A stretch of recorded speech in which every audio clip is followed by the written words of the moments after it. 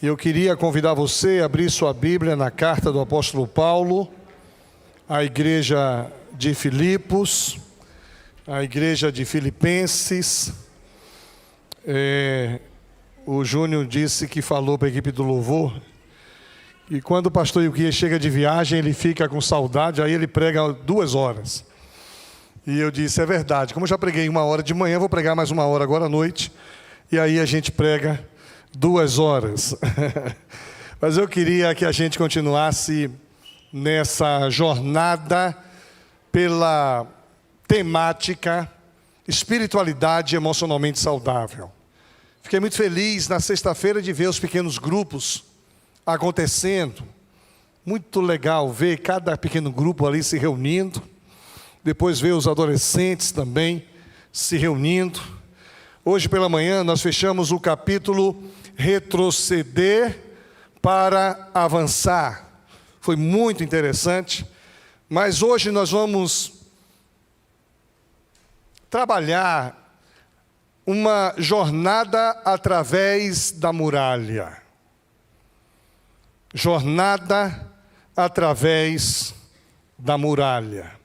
Quando a gente vai pular algum obstáculo, nós temos a tendência de retroceder, fazer velocidade para pular, né? Então, existe uma muralha na vida de quase todo mundo. Talvez você não saiba qual é a muralha da sua vida, mas existe uma muralha que precisa ser atravessada, precisa ser vencida. Filipenses capítulo 4, versículos de 10 a 14, diz assim: como eu me alegro no Senhor por vocês terem voltado a se preocupar comigo. Sei que sempre se preocupam comigo, mas não tinha oportunidade de me ajudar. Veja, quando a gente se preocupa com alguém e não tem oportunidade de ajudá-lo, é complicado. Como é bom quando a gente sabe que a gente está preocupado por alguém ou com alguém e nós temos como ajudar. Isso é bom demais. Hoje à tarde eu conversei com um casal aqui da igreja que não pôde vir no culto. Estão enfermos, o casal.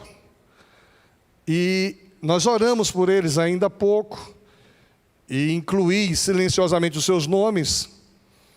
E de que maneira a gente pode ajudar? Esse é o grande desafio. Paulo está dizendo à igreja de Filipos, da cidade de Filipos, a carta aos Filipenses, que ele se alegra porque a igreja se preocupava com ele, mas não tinha oportunidade de ajudar. Não digo isso por estar necessitado, pois aprendi a ficar satisfeito com o que tenho. Sei viver na necessidade, também na fartura. Aprendi o segredo de viver em qualquer situação, de estômago cheio ou vazio, com pouco ou com muito.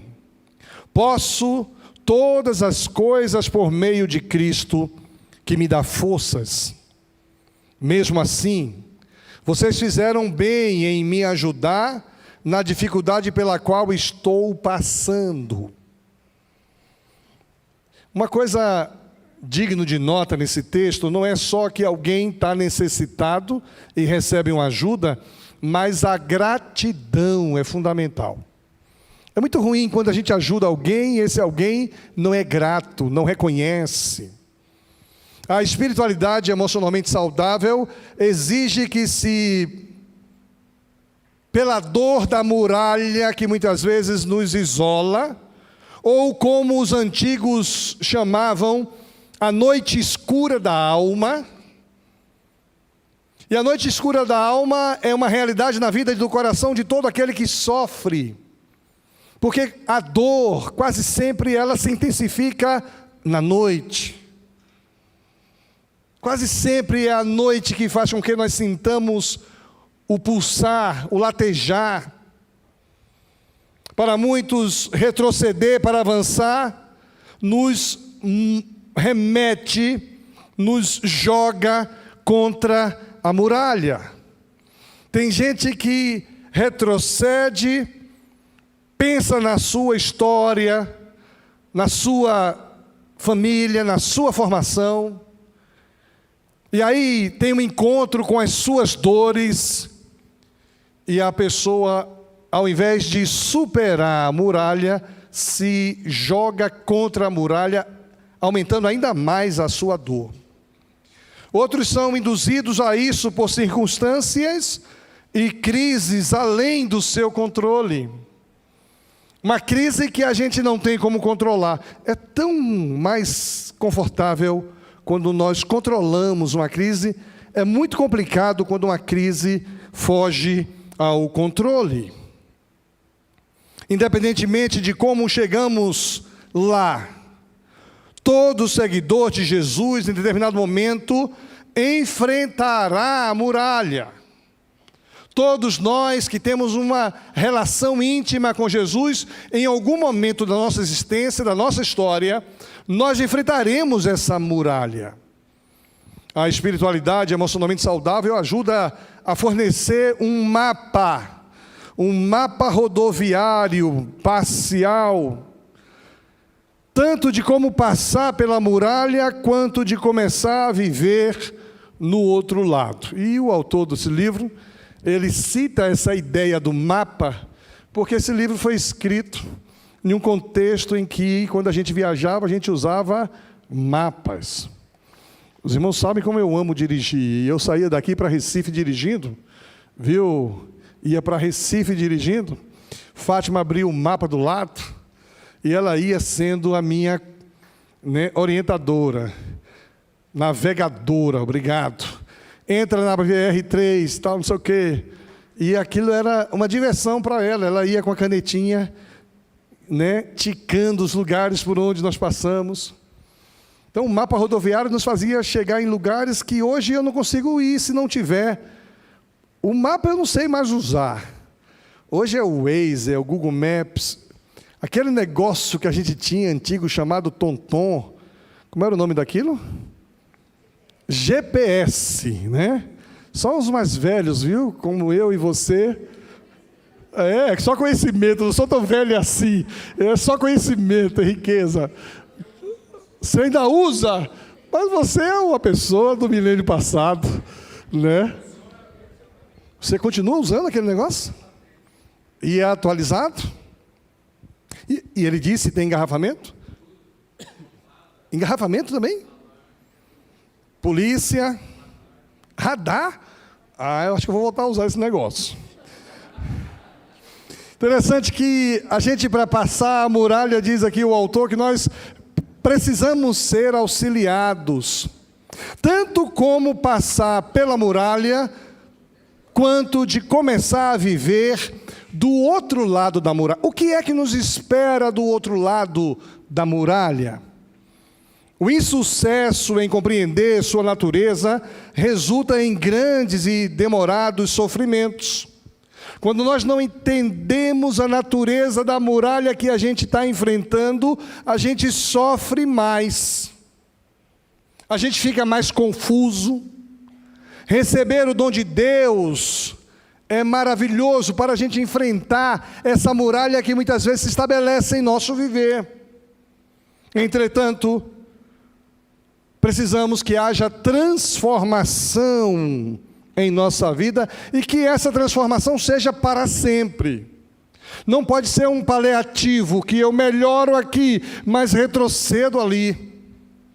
Por isso eu quero destacar alguns pontos que estão inclusive no livro. Quem tem lido o livro vai perceber que nós estamos destacando alguns pontos ali.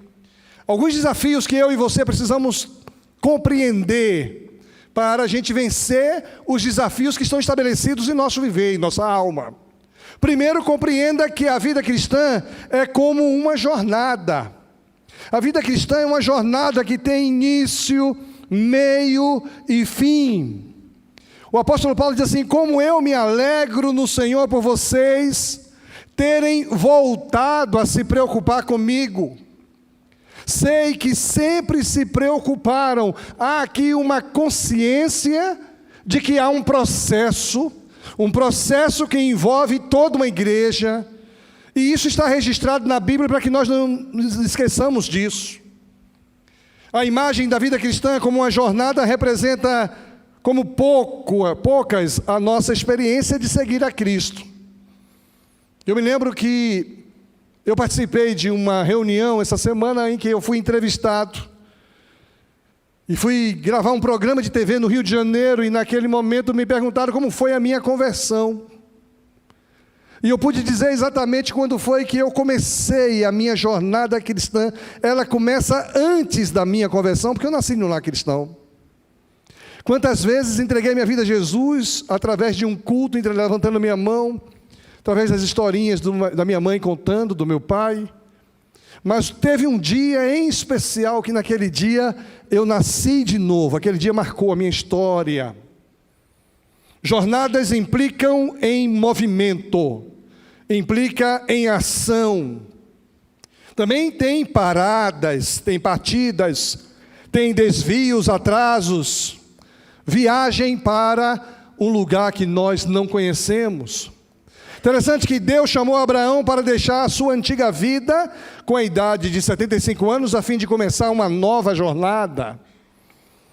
Interessante, Leila, imagine você, a Leila não tem 75 anos ainda, né? Deve ter uns 55 pela sua fisionomia, né? Mas daqui a 20 anos, a Leila é chamada por Deus para um desafio novo, uma nova jornada, uma nova caminhada. Um arbusto em chamas chamou Moisés para começar uma fase de sua jornada com a idade de 80 anos. Pastor Valmossi me disse hoje que tem aproximadamente 80 anos. Parece uma idade de parar. Parece uma idade de sossegar, irmãzita. Parece uma idade de receber o pastor amanhã à tarde, fazer um cafezinho para ele. Né? Café corajoso. Café corajoso é puro, né? Café medroso é acompanhado. Então, 18 horas amanhã, aquele cafezinho. É a idade de sossegar, mas aqui a jornada de Moisés começa com 80 anos, já falamos sobre isso aqui. Deus chamou os israelitas para saírem do Egito e começar uma jornada de 40 anos de transformação pessoal no deserto. Eu me lembro que um dia eu fui para um congresso da CEPAL, e naquele congresso, Deus falou muito no meu coração, que para a Igreja Batista em Lindóia crescer, era preciso que o pastor fizesse um compromisso com Deus e com a igreja. E eu tinha dito naquela ocasião que o meu compromisso com Deus e a igreja era um compromisso de 40 anos. A Antônia anotou isso. E toda vez que a gente conversava, a Antônia dizia: pastor, só falta tantos anos. E olha, já vivi 26 anos, faltam só 14. E aí, de fato, quando a igreja percebeu que havia um compromisso, um comprometimento do seu pastor com a realidade da igreja, aí Deus foi tão bondoso, nós crescemos, nós desenvolvemos. Deus convoca o povo de Israel para uma jornada de 40 anos pelo deserto. E nessa jornada, transformações aconteceram na vida de pessoas. Deus chamou Davi para sair do conforto do seu trabalho como pastor para vencer Golias e servir como rei de Israel. Eu estava animado para ir para esse negócio de legendários, mas o pastor Nildo me desanimou hoje à noite, porque esse negócio de sair do conforto... Primeiro, eu uso uma máscara para dormir que tem que ter energia. Segundo, esse negócio de dormir no relento... Gente, não faz sentido isso. Dormir em saco. Eu fui em um lugar que tinha um hotel, o quarto até era bonzinho, mas o banheiro tinha um cheiro tão ruim, que vocês acreditem se quiser, eu não tomei banho. Por causa daquele cheiro horrível. Imagine eu ir ficar no mato, no meio do mato. Não combina comigo esse negócio. Eu vou de carro... o meu carro vai me acompanhando, na hora de dormir eu deito o banco, durmo no meu carro. Agora, se for uma turma boa daqui, me protegendo, me carregando no colo, né? Na hora de dormir, segurando ali a barraca. Davi vivia no conforto lá do mato, cuidando das ovelhas. E aí começa uma jornada, e essa jornada resultou em Davi no palácio, servindo ao rei. Deus chamou Jeremias para 40 a 50 anos de trabalho difícil, permanecendo firme em relação aos valores de Deus em meio a um povo rebelde. Jesus chamou os 12 discípulos para uma jornada que mudaria a vida deles para sempre. Judas, porém, Judas ficou desiludido e paralisou essa jornada. Ele não teve o desempenho que podia ter, porque ele se distraiu. Ele não enxergou o que poderia acontecer com o seu povo. Qual era o plano de Jesus? Sua paralisação acabou resultando em um total abandono, e ele abandonou a Cristo, o que resultou talvez no mais triste relato de uma oportunidade perdida. Sua situação complicou. Interessante que a vida cristã é um chamado a viver uma jornada. Muitos crentes hoje que também estão paralisados nessa jornada de vida cristã, que não desenvolvem, que não crescem, que não saem do lugar. Alguns desistiram totalmente, não conseguem vislumbrar o quadro maior da obra transformadora que Cristo faz. A desorientação e o sofrimento das circunstâncias presentes cegaram a vida de muita gente. A distração. Começam a vida cristã crescendo, amadurecendo no discipulado cristão e de repente se distrai. E aí se perde. Fracassam em achar companheiros. Não tem companheiro de jornada, não tem com quem caminhar. Muitos não compreendem o que é crescimento para a maturidade cristã. E para que a gente amadureça na vida cristã, a gente precisa atravessar a jornada. Agora, eu vou ler aqui uma parte, que talvez você se encaixe aqui.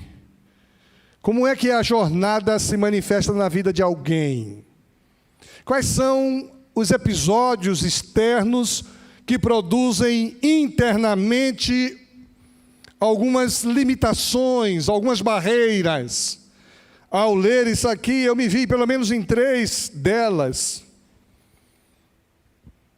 A jornada vem, talvez, através de um divórcio, da perda de um emprego, da morte de um amigo chegado, ou de um membro da família, um diagnóstico de câncer, uma decepcionante experiência na igreja, uma traição, uma infidelidade, um sonho desfeito, um filho rebelde, um acidente de carro, a não capacidade de ter filhos, uma incapacidade de engravidar, um profundo desejo de se casar e não ter esta oportunidade, uma insensibilidade ou uma perda de alegria em nosso relacionamento com Deus. Tudo isso pode gerar uma muralha em nossa relação. E muitas vezes, quando essa muralha se levanta, nós questionamos a nós mesmos e nos julgamos como se nós fôssemos incapazes. E muitas vezes nós questionamos a Deus: por que Deus? O Senhor fez isso comigo. Todo mundo que se diz ateu tem uma perda significante. Todo mundo que se diz ateu tem uma revolta no seu coração. E aí, questionamos a nós mesmos, a Deus, e alguns questionam a igreja também. Descobrimos pela primeira vez que a nossa fé parece não funcionar. Eu tenho orado, eu tenho buscado e Deus não tem me ouvido. Temos mais perguntas que respostas, quando todo o fundamento de nossa fé parece estar em risco. Nós não desenvolvemos, não sabemos onde Deus está, o que Ele está fazendo, para onde Ele está indo. Como ira, nós buscamos subterfúgios. Quando é que isso vai terminar? Eu não aguento mais. Interessante que o autor do nosso livro, o Peter, ele diz assim, olha, minha muralha inclui uma quantidade de eventos se acumulando um depois do outro. E ele conta. Ela começou com um sentimento de ter sido traído. Interessante, sentimento de ter sido traído. Ele não disse se ele foi traído. Um sentimento de ter sido traído quando houve uma divisão em nossa congregação de língua espanhola. Depois experimentei uma longa depressão e uma perda de motivação para servir a Cristo. Além de uma crise conjugal sem igual. Tudo isso junto a um cuidadoso exame de como minha família de origem havia impactado quem eu era no presente. Tentei contornar, pular por cima e cavar um buraco por baixo da muralha. Nada funcionou. Por fim, fui em frente através dela, porque o sofrimento de permanecer onde eu estava era insuportável. Interessante que ele conta a sua experiência, a sua história. Em certo nível, é correto dizer que as muralhas nos chegam de diferentes maneiras em nossa vida. Não é simplesmente um evento único pelo qual passamos e vamos adiante. Parece ser algo ao qual retomamos como parte de nosso contínuo relacionamento com Deus. Por exemplo, em Abraão, esperando na muralha durante 25 anos pelo nascimento do seu primeiro filho, esperando com sua esposa. De 10 a 13 anos depois, Deus o conduziu novamente a outra muralha, o sacrifício de uma longa espera. Depois vem um sacrifício em que esse menino esperado é pedido por Deus sobre um altar, uma outra muralha que se levanta. Pense em Moisés, Elias, Neemias, Jeremias, Paulo. Cada um deles parece ter passado pela muralha inúmeras vezes em sua jornada com Deus. Involuntariamente e sem conhecimento, retrocedemos para as imperfeições. Eu falei hoje pela manhã que nós não somos perfeitos. Agora, preste atenção, o fato de você não ser perfeito, de você não ser perfeita, está travada a projeção? Porque eu já estou lá na frente, viu? Já passamos tudo isso aqui, ó. Passamos tudo. O fato de não sermos perfeitos não quer dizer que nós sejamos imperfeitos. Eu não sou imperfeito, mas não sou perfeito. Não sou completo, não sou infalível, não estou acima de qualquer situação. Também não cheguei ainda no 2, ainda não, estou no 1. Só pulei os passos. Maus hábitos são como raízes vivas que retornam. O mau hábito que você tem sempre vem. Essas raízes devem ser arrancadas e tiradas do jardim de nossa alma. Isso requer a intervenção de Deus. Tem raízes em nossa alma que só Deus pode tirar. Nesse programa dos legendários, tem coisas que Deus faz ali, se Deus só faz ali por causa da pressão, por causa daquilo que a gente está vivendo naquele contexto. Nós permitimos que Deus coloque o dedo em coisas de nosso viver, a ponto de alguém pedir em casamento sua noiva, coisa que não faria se não tivesse ido para a montanha. Observe que muita coisa que você tem na sua alma pode estar atrapalhando o seu viver. Nós aprendemos com o apóstolo Paulo o segredo de estar contente em toda e qualquer situação. Eu preciso aprender a estar contente em toda e qualquer situação. Então, a primeira coisa que você precisa entender é que a sua vida cristã, ela é como uma jornada. É como uma jornada em que você enfrenta uma muralha. Segunda coisa, compreenda quando estamos presos à muralha. Tem gente que não consegue evoluir, que não consegue avançar. Tem gente que não consegue suplantar, porque está preso à muralha, está em uma noite escura da sua alma. Algo do passado se estabeleceu, isso já passou, já ficou lá atrás, mas isso te persegue, você se sente como se isso estivesse colado em você. Você não desenvolve, você não acredita. Semana retrasada atendi aqui um jovem, um homem muito bonito, inteligente, mas que estava preso a algo de errado que ele tinha feito no passado. E eu disse: você já pediu perdão a Deus? Ele disse: já. E Deus já te perdoou? Ele disse: já. E você, já se perdoou? E ele disse: não. Já pediu perdão, Deus já perdoou, mas ele não se perdoa. O orgulho faz com que nós não nos perdoemos.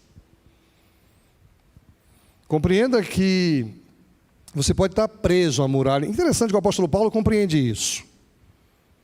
Mas não tinha a oportunidade de me ajudar. A igreja que sabia que eu estava passando mal, mas não tinha a oportunidade de me ajudar. Não digo isso por estar necessitado. Paulo compreendia a necessidade. Mas ele não está falando por causa disso. A compreensão da muralha na jornada precisa ser compreendida e entendida que Jesus, Ele está perto, Jesus está olhando, Ele sabe onde você está. Não permita que Jesus faça e você não faça. Interessante que alguns de nós nos escondemos atrás de nossa fé para fugir do sofrimento de nossa vida, em vez de confiarmos em Deus para transformar essa situação através da sua palavra. Alguns usam superficialidades com Deus. Tem gente que vive uma vida cristã superficial, não vem a águas mais profundas. Há um momento em que Jesus convida para vir para águas mais profundas. A gente vive aquela coisa muito rasa. Muitas vezes nós rimos, cantamos sobre vitória em Cristo, mas a gente não vai para águas mais profundas. Nosso relacionamento com Jesus é superficial. Quando a gente interrompeu o culto para orar por uma dor de cabeça, por uma tontura, parece uma coisa simples. Uma labirintite, um enjoo. Eu tive o relato de uma pessoa que estava vendo um vídeo e estava com uma dor de cabeça já há mais de 24 horas. E naquele vídeo a pessoa orientava como ela devia orar, pedindo a Deus que curasse aquela dor de cabeça. A pessoa fez a oração e no meio da oração a dor de cabeça foi embora. Às vezes nós somos convidados a águas mais profundas e a gente não tem fé, a gente não exercita a fé. E olha que esse tipo de exemplo que eu estou dando é o que nós gostamos de ouvir. Águas mais profundas é um relacionamento com Jesus mais intenso, é compromisso com a palavra mais profundo. Hoje eu dei aula na EBD, mas como eu amo dar aula na EBD. E desde o primeiro momento Deus falou conosco algo precioso, é um convite a águas mais profundas. A gente vem a um sermão, é legal, Deus fala conosco, mas quando a gente estuda a palavra, a gente vai para águas mais profundas. O problema é que a fé emocionalmente saudável precisa admitir algumas coisas. Por exemplo, não sei o que Deus está fazendo nesse momento. Eu preciso admitir isso. Estou magoado, é uma outra coisa que nós precisamos admitir. A gente não quer demonstrar, não, só estou triste. Estou com raiva. Dificilmente a gente admite que está com raiva. Sim, isto é um mistério, não sei explicar. Estou muito triste agora. Ó Deus, por que me abandonaste? O salmista já dizia isso. Deus, por que o Senhor me abandonou? Então a gente às vezes acha que como cristão a gente não pode fazer essas afirmações. E a melhor forma de compreender a dinâmica da muralha é examinar a obra clássica de uma pessoa que o autor traz aqui. Isso aqui é uma coisa interessante. Ele traz uma obra de São João da Cruz. Dark Night of the Soul. A Noite Escura da Alma. Escrita há mais de 5 séculos. É um poema escrito no século XVI. Por esse autor espanhol. E ele diz assim que nós temos que sair do estágio inicial da muralha onde estamos travados. Precisamos avançar. Como saber se nós estamos no meio de uma noite escura? Nossos bons sentimentos na presença de Deus foram embora. Sentimos que a porta do céu se fechou quando a gente ora. Trevas, desamparo, fraqueza, sensação de fracasso ou derrota, esterilidade, sequidão descem sobre nós. As disciplinas cristãs que serviam para nos elevar, agora não funciona mais. Eu oro e não resolve mais. Eu leio a Bíblia, Deus não fala mais. Eu jejuo, não tenho nenhuma experiência com Deus. E a gente não consegue enxergar o que Deus está fazendo. E poucos frutos são visíveis em nossa vida. Tem muita gente que não vê o que Deus está realizando. Esse é o modo de Deus reprogramar, purificar nossos afetos e paixões, para que nós possamos nos deleitar no amor de Deus, experimentar essa comunhão rica com Deus. Interessante que o autor diz assim, que Deus quer passar a nós sua verdadeira doçura. Deus quer passar a nós o seu verdadeiro amor. O desejo de Deus é que possamos conhecer sua verdadeira paz, o seu verdadeiro descanso em meio às dificuldades. Ele age para nos libertar dos embaraços da idolatria, que tem prejudicado nossa fé.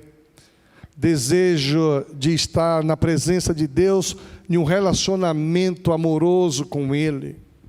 E nessa lista aqui do João, ele listou aqui algumas coisas que eu acho que quem gosta de pescar, sabe o sabor de pescar ali com uma isca. Quem gosta de pescar com isca artificial, né, sabe lançar e sabe puxar.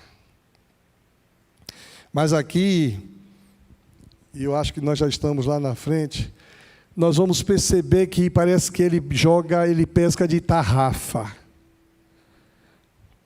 Essa parte talvez seja a parte mais importante da mensagem de hoje. Porque nós vamos falar agora de alguns sentimentos que com certeza você tem. E isso tem sido uma muralha onde Deus não consegue levar você a suplantar, a superar. É como se eu estivesse jogando aqui uma tarrafa e vou pescar agora todo mundo vai cair nessa rede. Tem gente que vive uma espiritualidade morta porque alguns sentimentos estão dominando o seu viver. O primeiro é o orgulho. A tendência a condenar os outros e ficar impaciente com as falhas dos outros. Eles são muito seletivos. O orgulhoso é muito seletivo quanto a quem pode ensiná-los. Eu conheço uma pessoa inteligente, jovem, nova, altamente capaz, mas se acha incapaz de ter alguém que possa ensinar a ela. Eu me lembro de uma reunião, pode dar um enter aí, por favor. Eu me lembro de uma reunião em que ele achava que não tinha ninguém em Curitiba que pudesse falar e ensinar algo novo, porque o cara era o suprassumo, arrogante, orgulhoso, nunca saiu do lugar porque ele se acha Bom demais. Uma outra coisa é a cobiça. O cobiçoso, eles são descontentes com o que Deus lhe deu. Ele não se contenta com aquilo que Deus lhe deu. Paulo diz: eu sei me contentar com tudo. O cobiçoso eles nunca acham que aprenderam o suficiente, estão sempre lendo muitos livros. Em vez de crescer em pobreza de espírito, em sua vida interior, fica em busca de conhecimento e mais conhecimento. Conhecimento para quê? Para fazer o quê? Eu conheço muita gente que lê, mas o que lê não produz, não frutifica. A luxúria. Pessoas luxuriosas têm mais prazer nas bênçãos de Deus do que na presença de Deus. E aí a gente começa a ver pessoas se perdendo nos prazeres da vida. A ira. Tem gente que tem dificuldade com a ira. Os irados se irritam com facilidade, não têm doçura e têm pouca paciência para esperar em Deus. Ontem à tarde conversava com um colega ali no gabinete e falávamos sobre uma situação, e eu disse assim: olha, eu estou perdendo a paciência sobre isso. A gente perde a paciência e às vezes a gente fica um pouco irado. É quando uma mãe, um pai, instruindo um filho, em vez de falar com amor e carinho, senta a mão. Aquele que faz um castigo duradouro, um castigo que não é pedagógico, não ensina. Estava conversando com um pai que aplicou um castigo, vai ficar uma semana sem celular. Eu falei: mas por que uma semana? Por que não começa devagarinho, né? Porque tirar um celular hoje de um adolescente é complicado. Só me dá aqui o celular, está confiscado. Só vou liberar esse celular 4 horas depois. Ah, não dá nada, o que é 4 horas? Eu falei: só amanhã. Aí ele vai ficar caladinho. Mas não, já tira uma semana. Ele já processa isso, vou ficar assim uma semana mesmo, e ele começa a fazer um outro projeto de vida, de bagunça, de tudo. E às vezes a gente, na ira, a gente pesa a mão, se irrita com facilidade, não tem paciência. Esse aqui eu vou pular. Vou pular. Esse aqui não dá certo não, porque parece que a tarrafa está me pegando aqui. A gula, Luzia. Luísa ou Luzia? Luísa, até hoje eu não comi aquela comida gostosa que você diz que faz. Isso é bom, porque eu sou muito guloso. Se tem um pecado, talvez eu tenha outros aí, mas esse é um problema. Esse pecado da gula, gente, se constitui aqui uma muralha. Os gulosos, eles resistem à cruz e escolhem os prazeres como se fossem criança, come igual criança, come até... E a gente pergunta: qual é o limite da gula? Essa semana está vindo um cara do Rio de Janeiro que vai pagar para mim um churrasco.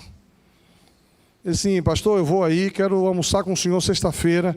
O senhor diz qual é a melhor churrascaria de Curitiba que eu vou pagar para o senhor. Eu já estou salivando. Café amanhã às 18. Fala com a ovelha pedindo para fazer um almoço. Já está pensando no churrasco. Isso é um guloso. Agora eu aprendi a comer, gente. Não sei se vocês viram. Eu perdi a barriga, emagreci. Porque eu controlei minha gula. Eu estou seguindo uma receita maravilhosa da Fatinha. Coma metade do que você comia no dobro do tempo que você comia. Então, se eu comia um prato, hoje eu como meio prato. Se eu gastava 20 minutos comendo, eu vou gastar 40 minutos comendo. Hoje meu almoço foi um prato light, gente, maravilhoso. Saladinha de tomate e cebola com cupim assado. Só que eu tirei toda a gordura do cupim e comi apenas 200 gramas de cupim. E não estou com fome, Júnior. Só que depois do almoço eu comi um pacote de bolacha de água e sal. Com café com leite. Parece criança o guloso. O invejoso, a inveja, eles sentem-se infelizes quando outros estão bem e ele não está bem. Estão sempre se comparando com os outros. E existem os preguiçosos, eles fogem do que é difícil. O objetivo deles é a tranquilidade, as boas sensações. E tem gente preso a muralhas assim. A gente citou aqui as 7 imperfeições espiritualmente mortais, ou os 7 pecados capitais. E muitos deles nós nos vemos ali. E isso é uma fortaleza na minha vida. Terceiro e último lugar, precisamos compreender como encontrar o nosso caminho através da muralha. Paulo encontrou: aprendi a ficar satisfeito com o que tenho. Sei viver na necessidade e também na fartura. Aprendi o segredo de viver em qualquer situação, de estômago cheio, de estômago vazio, de dormir em uma cama confortável, de dormir em uma montanha, no chão. Aprendi a conviver. O autor, ele conta a sua experiência, ele diz assim: durante muitos anos, eu fracassei em fazer a diferença entre a noite escura da alma e as provações e derrotas. Tem gente que não sabe diferenciar o que é provação do que é uma alma marcada, uma alma doente, uma alma traumatizada.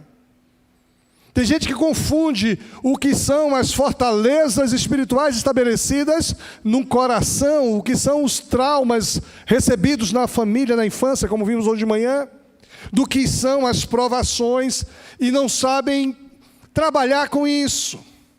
Existem alguns comportamentos aprendidos em família e são reproduzidos. E ele diz isso: eu fracassei. Essa confusão me impediu de realmente passar pela muralha. Eu supus que havia sofrido mais do que os cristãos comuns. Isso certamente me qualificou para ser uma pessoa mais abençoada, porque eu sofri demais. Que ilusão! Em 1994, eu estava pastoreando 2 congregações em 2 línguas. E quando eu li isso hoje à tarde, eu lembrei do nosso papo, Ricardo, hoje de manhã. Nós vamos ter aqui, daqui a pouco, 3 congregações aqui na Lindóia. A congregação que fala português, a congregação que fala inglês e a congregação que fala espanhol. E lá eu vou botar o líder em cada uma delas. Olha a experiência dele. Eu estava pastoreando 2 congregações em 2 línguas, uma em inglês pela manhã e uma em espanhol à tarde. A vida era muito difícil, havia constantes crises e dificuldades, mas a maior parte se devia a um discipulado que não incluía saúde emocional. Esse programa que nós estamos trabalhando vai virar um curso. Conversando hoje com o pastor Nildo, ele disse: olha, pastor, acho que dá para a gente fazer um curso em cima do livro Espiritualidade Emocionalmente Saudável, para que as pessoas possam se libertar disso. Porque o discipulado não inclui saúde emocional, e tem muita gente emocionalmente enferma e não consegue se relacionar com as pessoas, repetem os erros, não consegue trabalhar com a sua própria identidade. Quando a congregação da tarde, em espanhol, se dividiu e 200 pessoas saíram para começar uma outra congregação, começou a minha noite escura. Fiquei deprimido, com raiva. Pela primeira vez em minha vida cristã, eu não senti a presença de Deus. A Bíblia virou pó. Minhas orações pareciam bater no céu e ricochetear. Deus não estava se comunicando comigo. Pensei haver ficado muito mal. e que dali só podia piorar. Cheguei no fundo do poço. Agora eu achei interessante uma afirmação, diz assim, olha, o fundo do poço, fundo, tende a descer. Entendeu essa frase, Everton? O fundo do poço, fundo, tende a descer. Lá em casa nós somos 6 irmãos. E quando minha mãe... Lá tinha um único cara dos 6 irmãos, que era o que subia no telhado, era o que lavava a caixa d'água, era o que descia na cisterna, não para ser vendido pelos irmãos, mas para lavar a cisterna. E esse cara sou eu. Era o único. Já casado, morando aqui, todo ano que eu ia para Porto Seguro, minha mãe dizia assim, Kia, a caixa d'água foi lavada o ano passado. Eu falei, pode deixar, minha mãe, já é comigo. Mas de vez em quando eu chego aqui, eu disse, essa coisa toda aqui eu arrumo. Viu, Franklin? Se brincar, você perde seu lugar, porque eu sei fazer tudo isso. Aquele negócio dos pombos aí, tem que resolver essa semana, senão eu subo lá e resolvo. Porque eu fazia essas coisas quando eu era mais leve, quando eu era mais jovem. E quando a gente chegava no fundo da cisterna, a água subia aqui, e quando a cisterna, o fundo do poço era muito fundo, nosso pé descia, afundava mais ainda. A água estava límpida, aquela água que a gente tirava com um balde ou com a bomba, límpida. Eu ia descendo igual o Homem-Aranha, Rogério. Imagine, escalando pé e mão. Que saudade daquele tempo. E tudo branquinho, quando eu pisava, aí subia aquela borra, sujava toda a água, porque o fundo do poço era mais fundo do que eu imaginava. Tem muita gente que está vivendo no fundo do poço e pensa que não pode piorar. Eu tenho experiência suficiente para dizer a você que o que está ruim pode piorar. Tudo pode piorar. Às vezes a gente vive uma situação achando que aquilo ali não tem como piorar mais, é tão ruim. Eu vou dizer para você, se você não cuidar, se você não vigiar, pode piorar. E ele disse assim, cheguei no fundo do poço, mas o fundo do poço, fundo tende a descer, tende. Pode descer. Haveria mais 2 anos no vale da sombra e da morte. E ele cita o Salmo 23. Pensei que eles nunca terminariam. Eles levaram nossos casamentos a bater na muralha. Pensei em sair da igreja que eu estava pastoreando para finalmente me livrar daquele mal-estar. Não tinha mais coragem de dobrar os meus joelhos. Lembro-me de ter questionado a Deus. Existe algo mais que queres arrancar de mim? E ele xinga Deus, não sei nem se devo dizer aqui, mas ele está lá no livro. Existe algo mais que queres arrancar de mim, seu sádico?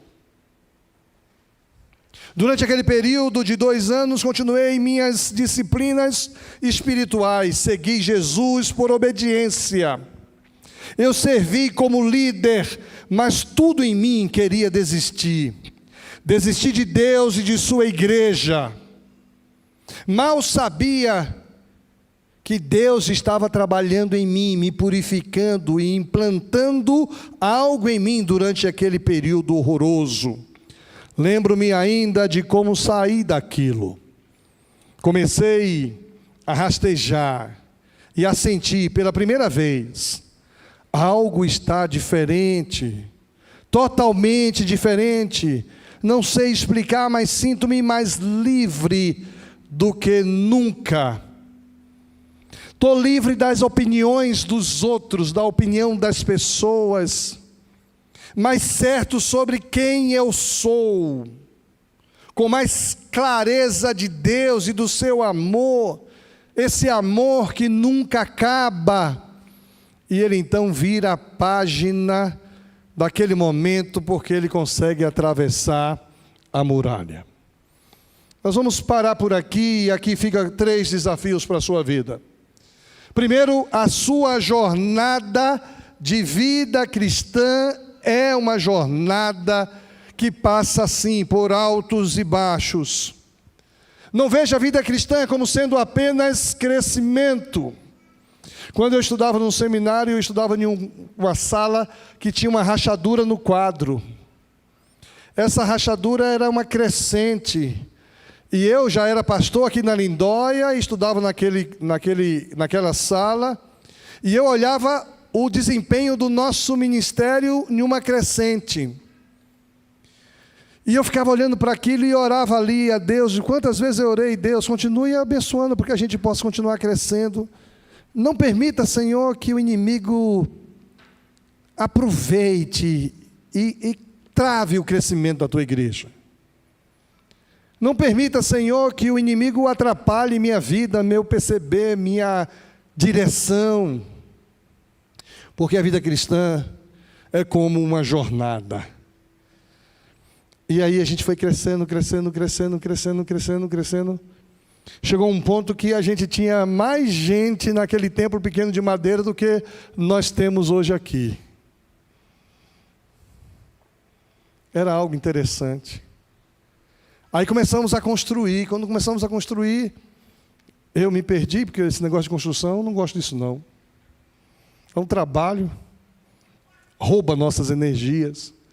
Mas a sua vida cristã, ela não precisa interromper, ela precisa continuar se desenvolvendo. Pergunta é, como é que anda a sua vida cristã? O autor fala de disciplinas espirituais, quais são elas? Tem gente que tem aí no papelzinho as disciplinas espirituais que eu anotava lá. Você é obrigado a ter um momento de oração por dia. Você é obrigado a ter um encontro com a palavra de Deus por dia. Você precisa ter um momento de louvor e adoração por dia. Você precisa vir na comunhão da igreja pelo menos uma vez por semana. E, em último lugar, você precisa obedecer o que Deus vai falar ao seu coração. Essas são as disciplinas espirituais. O desafio é você fazer um checklist da sua vida cristã, onde só você e Deus enxerga, onde só você e Deus sabe. Você tem um hábito de orar onde ninguém percebe, ninguém vê, mas Deus está vendo. Você tem um encontro com a palavra tão significativo que a palavra fala com você. Eu estou tendo um problema grande de escutar a palavra. Porque eu estou aqui ouvindo a palavra, de repente Deus fala um negócio comigo, eu paro o que estou fazendo, abro lá e registro, e marco. Aí volto a fazer o que estou ouvindo a palavra, paro tudo, porque Deus tem falado comigo quando eu escuto a palavra. Porque a minha vida é uma jornada, a minha vida cristã é uma jornada. Em segundo lugar, o desafio é que você entenda o que é que está atrapalhando você de crescer. Quais são as coisas que estão atrapalhando você de sair do lugar? Você está parado lá atrás, travado lá atrás em quê? Em uma coisa que você fez ou uma coisa que alguém fez a você? Uma palavra que alguém te falou? Uma frustração que dominou sua vida? Você está do lado de cá da muralha? O convite é que você ultrapasse e viva o novo de Deus. O que tem atrapalhado o seu viver precisa ser confrontado, precisa ser admitido. Paulo admitiu: eu sei viver no bem e no ruim. Sei passar bem, sei passar mal. Eu falei muito de comida, mas você sabe qual é a comida que eu mais gosto? Por incrível que pareça, a comida que eu mais gosto é ovo.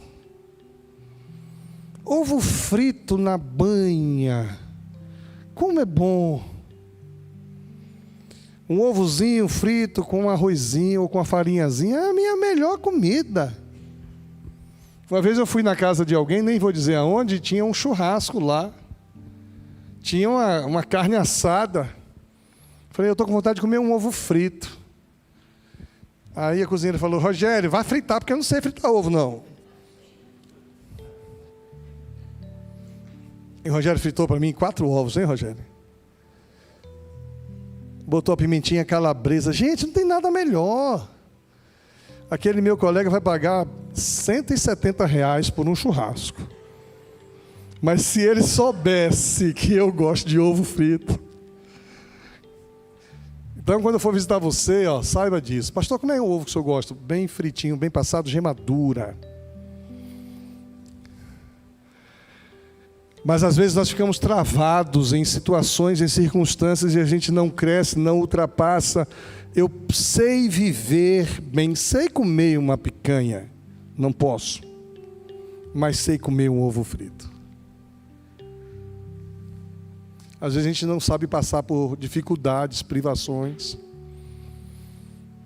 Eu falei hoje pela manhã que domingo passado eu trabalhei o dia todo, dormi um pouco à tarde, depois fiquei acordado a madrugada inteira para trabalhar o dia inteiro no outro dia. Passei mais de 24 horas sem dormir. Sei ficar sem dormir 24 horas. Mas eu sei também dormir 8 horas bem dormidas. O que tem atrapalhado você de avançar? O que é que você está vivendo que tem dificultado o seu viver? Compreenda como encontrar o seu caminho. Olha, eu estou crescendo, eu estou melhorando, eu estou avançando. Eu peguei agora a guia, agora ninguém vai me distrair, porque eu vou continuar firme nessa pegada. Tem gente que tem dificuldade de frequentar a igreja, por exemplo, mas está aqui hoje. Então, olha, pega isso aqui. Eu estava conversando com Nazaré está nos Estados Unidos. Essa semana está indo para Cuba. Falei, Nazaré, você tem ido à igreja? Disse, pastor, eu vou na igreja de manhã, vou na igreja à noite, mas não tem igreja como a Lindóia. Todo dia eu assisto o culto da Lindóia. Está vendo o culto, não sei se agora ou mais tarde. Porque a gente pegou o caminho que vai me fortalecer, que vai me dar condição, direção, para que eu vença a muralha que tem impedido que eu viva o melhor de Deus. E o que é que tem do outro lado da muralha? Domingo que vem nós vamos ver o que tem lá. Se você tem um livro, já pode ler, porque tem coisas maravilhosas do outro lado da muralha.